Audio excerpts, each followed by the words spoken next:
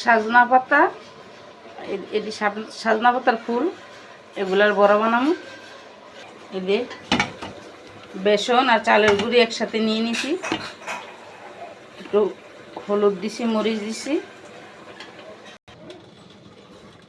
এই যে ফুলগুলা সাজনার ফুল,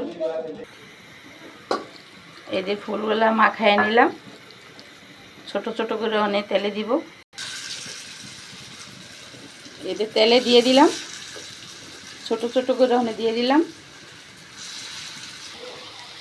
এই যে সুন্দর একটা কালার আছে, ফাইনালি হয়ে গেছে, উঠে নিতেছি। আসলে আপনারা খাই দেখেন, অনেক মজা, মাশাআল্লাহ অনেক সুন্দর হয়েছে। এই দেখেন অনেক সুন্দর হয়েছে, খাইতে অনেক মজা হয়েছে। আপনারা এমনি খাই দেখেন, ট্রাই করে। আর কেমন হইলো ভিডিওটা একটু কমেন্টে জানান, খাবারটা কেমন হয়েছে।